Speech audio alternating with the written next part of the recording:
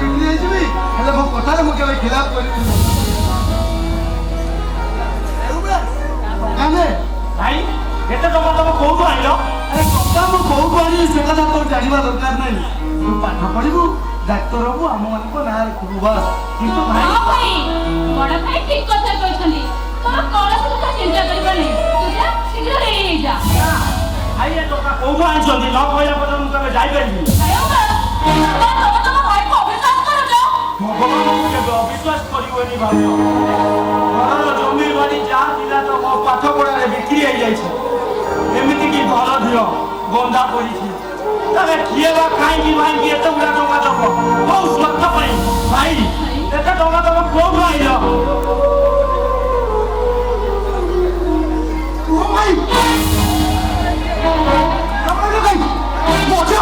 ଉତ୍ତର ଦିଅ କୋଉ ସ୍ୱାର୍ଥ ପାଇଁ ତୁମକୁ ଏତେ ଗୁଡ଼ା ଟଙ୍କା ଦିଆଯାଇ? କୁହ ଭାଇ କୁହ ଭାଇ କୁହ। ତମେ ଆଉ ଉତ୍ତର ଦେଇପାରିବନି। ତମେ ଏତେ ବଡ଼ ସ୍ୱାର୍ଥପର ଭାଇ ଏତେ ବଡ଼ ଅମଣିଷ। ଭାଇ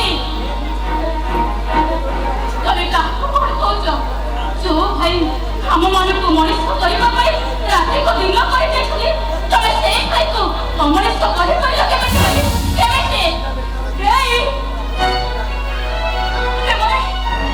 ଏମିତି ସବୁ କହିଯାଉଛନ୍ତି।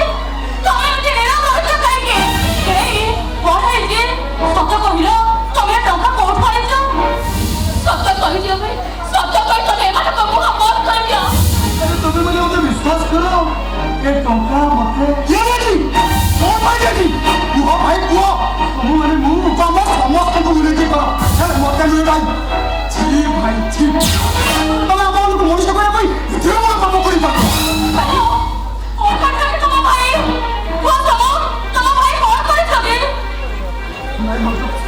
ସେ କଥାଟା ଶୁଣି ସାରିଲା ପରେ ଏ ଆକାଶ ତମ ଛିଡ଼ି ପଡ଼ିବ। ଆଗ ତମ ମାଟିଟା ଖସାଯିବ। ବିଶ୍ୱାସ ଭାଉଜ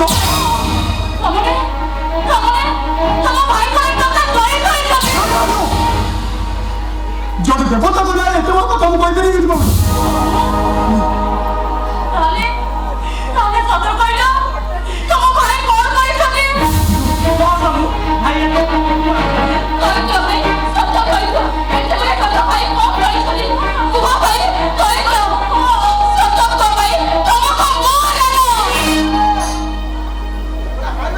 এই ଟଙ୍କା ବିନିମୟରେ ଜଣେ ବାବୁଙ୍କୁ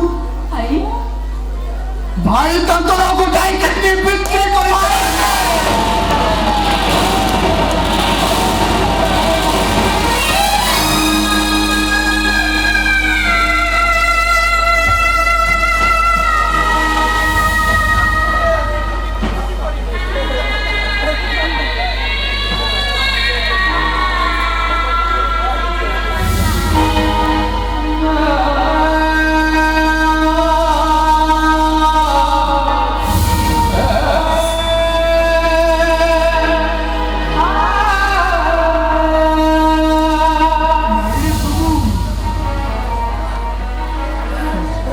ସବୁଟା ବିଷ କହୁଛି ମୁଁ କାହାକୁ ବିକ୍ରି କରିନି। ଯଦି କିଡନୀ ବିକ୍ରି ନ କରୁଛ ତାହେଲେ ତମ ପେଟ ଭାତଟା ଆସିଲା କୋଉଠୁ?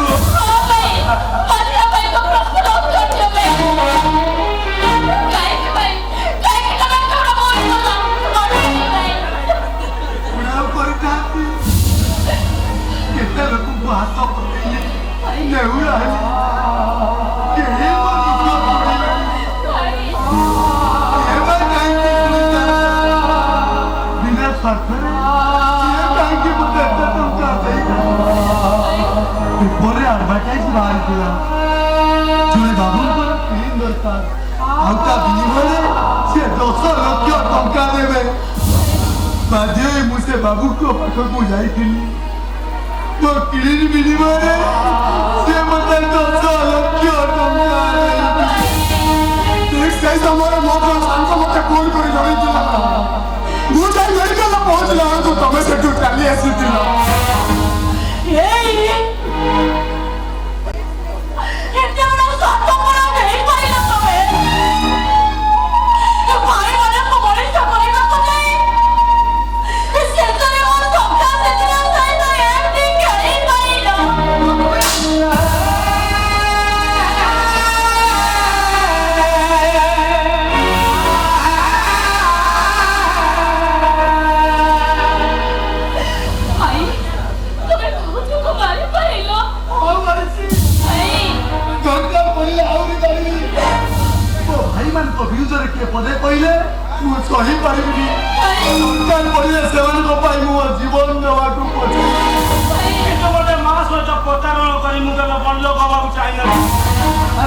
ଚାହିଁବା ନ ଚାହିଁବା ମୋର ଗୁରୁତର ନୁହଁ। ବାପାଙ୍କୁ ଦେଇଥିବା ପ୍ରତିଶ୍ରୁତି ରଖିବାକୁ ଯାଇ ମୁଁ ମୋ କର୍ତ୍ତବ୍ୟ କରିଛି। ଲକ୍ଷ୍ମୀ, ଆରେ ମୋର ସିନା ଗୋଟାଏ କିଡିନ୍ ଚାଲି ଯାଇଛି, ହେଲେ ମୋ ମୁଁ ଉମେଶା ଡାକ୍ତର ହେଲେ ଏମିତି କେତେ କିଡିନ୍ ଫେରି ଆସିବ? ତମେ ଭାବୁଛ ମୁଁ ଯଦି ଭୁଲ କରିଛି ତାହେଲେ ମୋତେ କ୍ଷମା କରିବ।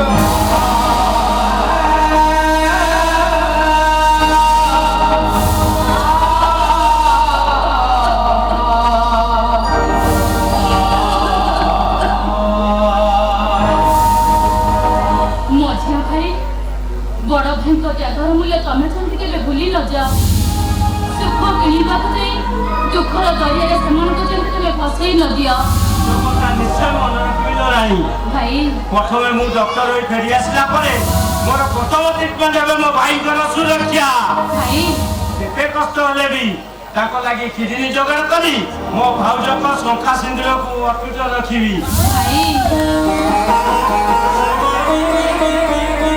भाई ठाकुर को मुझे देखनी आज तुमको देखला मोर मन होमें मो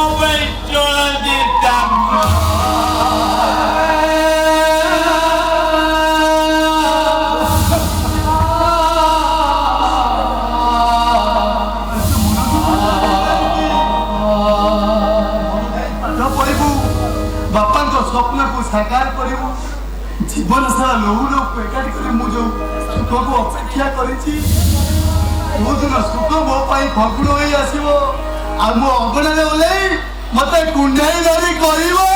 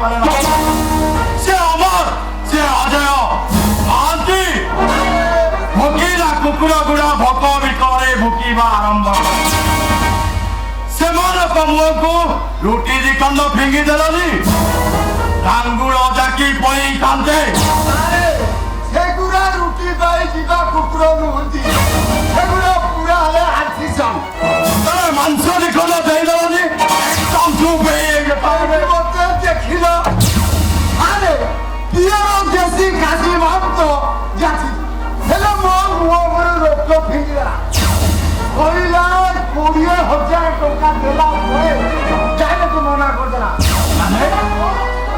ଜାଣୁଛି ନିରୀହ ଶ୍ରମିକ ମାନଙ୍କ ସହିତ ଏତେ ବଡ଼ ବେଇମାନି କାମ ମୁଁ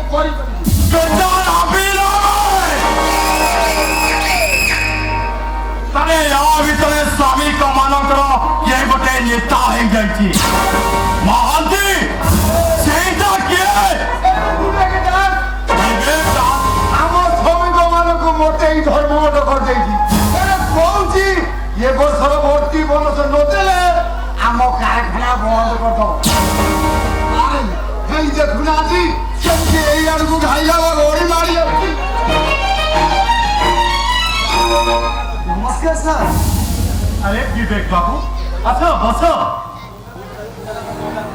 ବସିବା ପାଇଁ ଆସିଲି ସାର୍ ଶ୍ରମିକମାନଙ୍କ କେତେଟା ଦାବି ନେଇ ଆସିଥିଲି ଦାବି ହଁ ସାର୍ ଶ୍ରମିକ ରଘୁ ପରିବାର 2 ମାସ ବିତିଗଲେ ବି କୌଣସି କ୍ଷତିପୂରଣ ମିଳିନି ତାକୁ ଏ ବର୍ଷ ଅଧିକ ବୋନସ ଶ୍ରମିକମାନେ ପାଇନାହାନ୍ତି ଶ୍ରମିକ ମାନେ ତ ତାଙ୍କ ବୋନସ ପାଇବେ ଆଉ ରଘୁର ସ୍ତ୍ରୀ ତା ମନା ସ୍ୱାମୀର କ୍ଷତିପୂରଣ ପାଇବ ହେଲେ ତମେ କୋଉ ଲାଭ ପାଇବ ମାନେଟା ହେଲା ଆମ ସାରଙ୍କର କହିବା କଥାଟା ଏତେ ଟଙ୍କା ନେଇ ତମେ ଏ କାମରୁ ନିର୍ବୁଦ୍ଧି ରହିବ ତମକୁ ଥରେ କହିଥିଲେ ଭାଇ ମାଝୀ ତମେ ଟଙ୍କା ଦେଇକିବେ ବିବେକ ଦାସ ବିବେକ ପଇଆକୁ କିଣିପାରିବନି କୁହନ୍ତୁ ସାର୍ ଆପଣ ଆମ ଅନୁରୋଧକୁ ଗ୍ରହଣ କରିବେ କି ତୋର ଧମକ ଦଉଛ ସାର୍ ଅନୁରୋଧ କରୁଛି ଥରେ ସେମାନଙ୍କ ଭୋକିଲା ଆଖିକୁ ଚାହିଁଲେ ସାର୍ ଯେଉଁମାନଙ୍କ ଲୁହ ଲହୁ ମେହନତରେ ଆପଣ ଆଜି ଏସି ରୁମ୍ ଦଲପରେ ବସି ଭଲ କହିପାରିଛନ୍ତି ଉପଦେଶ ଦେଇଥିବାରୁ ଧନ୍ୟବାଦ ଜଣାଉଛି ଆଉ ଯଦି କିଛି ପର୍ସନାଲ କାମ ଥାଏ ତାହେଲେ କହିପାର ତ ମୁଁ ସଲ୍ଭ କରିଦେଇପାରେ ନିଜ ଶ୍ରମିକମାନଙ୍କ ବିଶ୍ୱାସରେ ବିଷ ଦେଇ ମୁଁ କେବେ ବଦଳ ଦେବାକୁ ଚାହେଁନି ଦେଖିଲ ଆଜିକାଲି କଳି ଯୁଗରେ କିଏ କାହାର ନିଜେ ବଞ୍ଚିଲେ ବାପର ନା ବାପା ମୁଣ୍ଡ ଉପରେ ତମ ଭଉଣୀ ବାହାଘର ଆଗକୁ ଅଛି ତା ଛଡ଼ା ତମ ବଡ଼ ପରିବାର ବୋଝ ତମରି ମୁଣ୍ଡ ଉପରେ ତେଣୁ ଆମ ସାରଙ୍କର କହିବା କଥା କୌଣସି କଥାରେ ମୁଣ୍ଡ ନ ପୁରେଇ ସାରଙ୍କ କଥାରେ ରାଜି ଆଉ ଯଦି କହିବ ସାରଙ୍କୁ କହି ଅଙ୍କଟାକୁ ବଢେଇ ଦେବି ଦଉଛି କହୁଥିଲେ ତା ସାଙ୍ଗରେ ଆଉ 20 ମିଶେଇ ଦଉନାହାନ୍ତି ପୁରା 50,000 ଲାଞ୍ଚ ଦେଉଛନ୍ତି এইটা ମୋ ତରଫରୁ ତମକୁ ଗୋଟେ ଉପହାର କିନ୍ତୁ ଆପଣଙ୍କର ଉପହାରରେ ବିଷ ଅଛି ଯୋଉ ବିଷ ମତେ ବିଷାକ୍ତ କରିବା ସଙ୍ଗେ ସଙ୍ଗେ ହଜାର ହଜାର ନିଜ ପରିବାରକୁ ବେସାହାରା କରିଦେବ ତମେ ଯେଉଁ ରାସ୍ତା ଦେଇ ଆସିଥିଲ ସେଇ ରାସ୍ତା ଦେଇ ବାହାରକୁ ବାହାରିଛ ଆପଣଙ୍କର କଣ ଶେଷ କଥା ବଙ୍କା କଥା କହିବାକୁ ମୁଁ ଜମା ପସନ୍ଦ କରେ কোম্পানি এবছর লসরে চালিছে মনে তোমার কেবে সম্ভব হবে সম্ভব নয় ভাই ଯେଉଁମାନଙ୍କ ମେହନତ ପାଇଁ ଆପଣଙ୍କର ଆଜି କୋଠା ଗାଡ଼ି ମେମ୍ବର ଏମାନଙ୍କୁ ଉଚିତ ପ୍ରାପ୍ୟ ଦେବା ପାଇଁ ଆପଣ କୁଣ୍ଠାବୋଧ କରୁଛନ୍ତି କାହିଁକି ସେ କାହିଁକି ଉତ୍ତର ଦେବା ପାଇଁ ମୁଁ ବାଧ୍ୟ ନୁହେଁ ଆପଣଙ୍କୁ ଉତ୍ତର ଦେବାକୁ ପଡ଼ିବ କାରଣ ଆପଣଙ୍କ ଉତ୍ତର ଉପରେ ନିର୍ଭର କରୁଛି ହଜାର ହଜାର ନିରୀହ ପରିବାର କାହିଁକି ନା ସେମାନେ ଯେତେବେଳେ ମୁଠାଏ ଖାଇବାକୁ ନ ପାଇ ଛଟପଟାଇ ମରିଯିବେ ସେଥିପାଇଁ ଦାୟୀ ରହିବେ କେବଳ ଆପଣ ଦେଖିଲ ବୁଝିଲେ ସାନ ବାବୁ ଯେତେ ଯାହା ହେଲେ ସାର ହଉଛନ୍ତି ଆପଣଙ୍କ ବଡ ଭାଇ ବଡ ଭାଇକି ସାନ ଭାଇ ଏମିତି କହିବାଟା କଣ ଠିକ କୋଉଟା ଠିକ କୋଉଟା ଭୁଲ ସେ ବିଷୟରେ ଚିନ୍ତା କରିବାର ଶକ୍ତି ତମଠାରୁ ବଡ ଅଧିକ ଅଛି ତେଣୁ ଉଚ୍ଚତାକୁ ମୁଣ୍ଡ ଉପରେ ଚୁପ୍ ରହିବାକୁ ଯାଅ ବିବେକ ଭାଇ ଶ୍ରମିକ ମାନଙ୍କୁ ଜଣେଇ ଦିଅ ସେମାନଙ୍କର ସମସ୍ତ ଦାବି ପୁରା ହେଇଗଲା। ଆପଣଙ୍କୁ ଅଶେଷ ଅଶେଷ ଧନ୍ୟବାଦ। ଆପଣ ପ୍ରକୃତରେ ହେଉଛନ୍ତି ଗରିବ ମାନଙ୍କର ବାପା ମା ସବୁ କିଛି। ଆରେ ଚାଲ ଭାଇ ମାନେ, ସାନ ବାବୁ ଆମର ସବୁ ଦାବିକୁ ପୂରଣ କରୁଛନ୍ତି। ସାନ ବାବୁ ଜିନ୍ଦାବାଦ ଜିନ୍ଦାବାଦ ଜିନ୍ଦାବାଦ ଜିନ୍ଦାବାଦ। ଜିନ୍ଦାବାଦ ଜିନ୍ଦାବାଦ ନାନା ବାବୁ ଜିନ୍ଦାବାଦ ଜିନ୍ଦାବାଦ ଜିନ୍ଦାବାଦ ନାନା ବାବୁ ଜିନ୍ଦାବାଦ। ଶାନ୍ତନୁ ତ ଏଇ ନିଷ୍ପତ୍ତି ପାଇଁ কোম্পানি যে কেতে যে গ্রেট লস হলো তা চিন্তা করে পারছু কারখানাটা বন্ধ হয়ে গেলে কেতে যে গ্রেট প্রফিট হবো সেটা আপনারা ঠিক চিন্তা করে পারছুবে নিষ্পত্তি নেওয়া পাই তু কে সেটা মো অপেক্ষা আপনারা অধিক জানিথিবে কারণ বাপর সম্পত্তি উপরে পিলামানଙ୍କର সমান অধিকার থাকে। আরে শান্তনু তু বুঝিବାକୁ চেষ্টা কর ମୁଁ ଯାହା ବି କରୁଛି କମ୍ପାନୀର ମଙ୍ଗଳ ପାଇଁ କରୁଛି ନିଜର ମଙ୍ଗଳ ପାଇଁ ମୁଁ ନିରୀହ ପରିବାରଙ୍କ ମୋର ଦାନା ଛଡ଼େଇ ନେବାକୁ ଚାହେଁନା ଭାଇ। ମୁଁ ଆପଣଙ୍କୁ ଅନୁରୋଧ କରୁଛି ଭାଇ ଆପଣ ସେଇମାନଙ୍କୁ ଚାହାନ୍ତୁ ଯେଉଁମାନଙ୍କ ମେହନତ ପାଇଁ ଆପଣ ଏ ସଫଳତାର ପାହାଡ଼ ଉପରେ ଅଛନ୍ତି ଯେଉଁମାନେ ଆପଣଙ୍କୁ କୋଟିପତି ସଜେଇ ସମାଜରେ ପ୍ରତିଷ୍ଠିତ କରିଛନ୍ତି ତା ନହେଲେ ସେଇମାନେ ଦିନେ ଆପଣଙ୍କ ବିଫଳତାର ଅନ୍ଧାର ଭିତରେ ହଜେଇ ଦେବେ ଭାଇ ହଜେଇ ଦେବେ।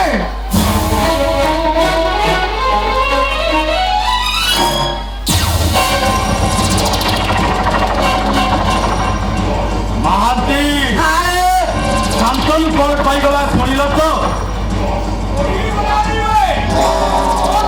গোটে সতর্ক ঘণ্টি বজাই যাইগলা গোটে থার্ড গ্রেড শ্রমিক আগে তো মুন্ডটাকে তলকু করে দেইগলা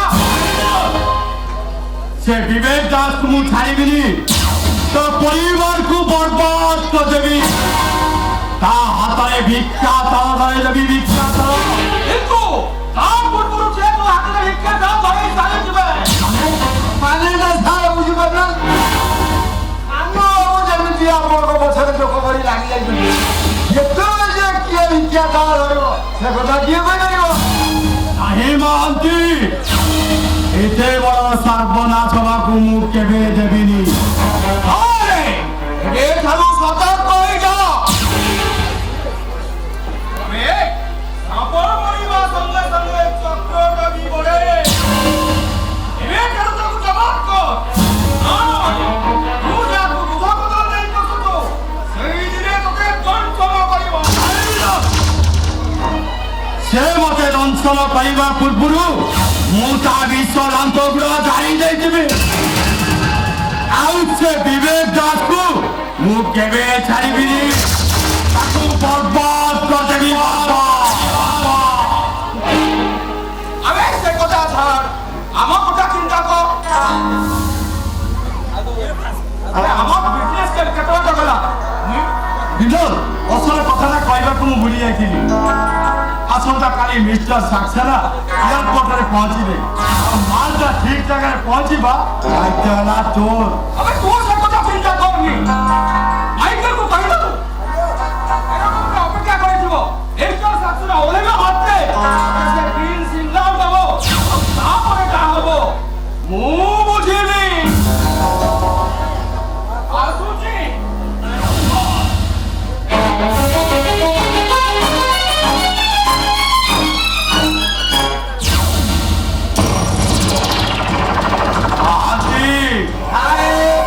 ମୁଁ ଶୁଣୁଛି ବିବେକ ଦାସର ଗୋଟେ ସୁନ୍ଦରୀ ଭଉଣୀ ଅଛି ଅଛି ତା ନାଁଟା କଣ ମହାନ୍ତି? ରାଣୀ ନାଁଟା ଯେମିତି ରାଣୀ ସେ ଝିଅ ଭଳି ଝିଅ ପାଠ ଦେଖିବାକୁ ଚାହୁଁଛନ୍ତି ଯଦି କହିବେ ସବୁ ସୋମବାର ଦିନ ସେ ଏକୁଟିଆ ଶିବ ମନ୍ଦିରକୁ ଆସିବେ ତା ସାଙ୍ଗରେ ମୁଁ ଜମା ଆପଣଙ୍କୁ ଭେଟ କରିଦେବି।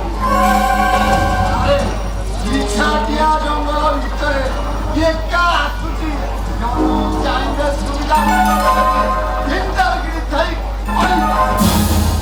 ଯିବା ମହାନ୍ତି ନିଶ୍ଚୟ ଯିବା ଆଉ ସେ ବିବେକ ଦାସ ମୋର ଯେତେ କି ଲସ୍ କରିଛି ତା ଭଉଣୀ ଠାରୁ ମୁଁ ସେତିକି ପରିଶୋଧ କରିବି। ତା ଇଜ୍ଜତ ସହିତ ଖେଳ ଖେଳି ତା ମୁହଁରେ ଚୂନ କାଳି ବୋଳି ଦେବି। ନା କାହାକୁ ଦେଖେଇ ପାରିବ ନା କାହାକୁ କହିପାରିବ ଖାଲି ଘର କୋଣରେ ବସି କାନ୍ଦିବ ମହାନ୍ତି ବେଚାରା